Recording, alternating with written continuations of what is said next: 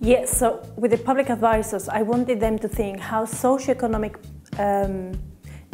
to talk about health inequalities, I wanted them to think how socioeconomic conditions are the best predictor for health inequalities.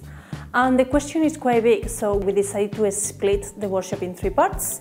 So we will take them slowly, like flowing. So in the first part, we explore the concept of social class, that some people might not be comfortable talking about social class, but we think it's important to raise that awareness of what is social class and how it might impact on health.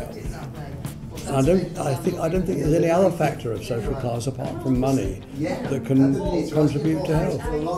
Or am I wrong? I probably am wrong, but we need to think if there are. Then in the second bit, we explore the links between socioeconomic class or socioeconomic conditions and health, and we chose 3 different examples. I wanted them to think what causes health inequalities and why health inequalities are not health differences, and what criteria, what factors make a health problem an inequality. Health inequalities are health problems that impact differently on different socio-economic groups. One of the key points for me is that I am really impressed the way they understood what health inequalities is. And I think everybody in every single discussion I had on the tables and on deposits, that health inequalities are systematic. And by systematic, we mean that they are not intentional, and is because they are persistent.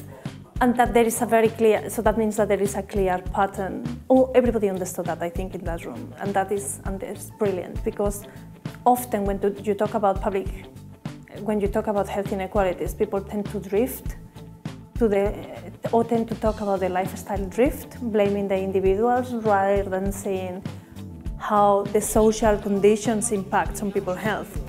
When Pleasant Street became Unpleasant Street, the reason for that was that the hotels turned most of the place into DSS places. And for me, the key points is that they understood, they were on board with me. They really understood how people's choices and behavior is shaped by wider forces.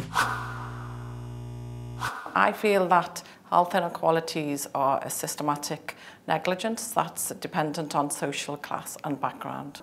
I think the most important for me is that they understood that health inequalities are systematic.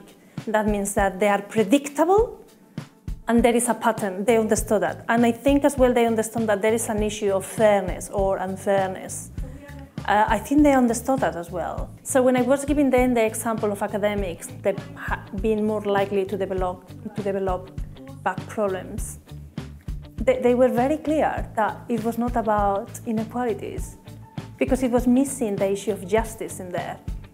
So the fact that inequalities are systematic and they're unfair, and because they are unfair, because they are socially created, they can be avoidable as well. So those 3 things that they wanted them to take away, they were very clear. I do believe that health inequalities are avoidable, even though they're systemic. And sometimes they can be aggravated by political negligence and just not knowing what to do at a certain time. But they seem to manifest in a lot of deprived socio-economic situations. I did enjoy very much because they were very participative. I felt they were happy to share what they thought. They didn't feel shy about being wrong or not. And they were very lively in the discussions and asking questions and even challenging if they disagree, which I very much appreciate because that triggers for the discussion. So I would love to come back to this group and work a bit further with them, with the HIAT, the Health Inequalities Assessment Toolkit.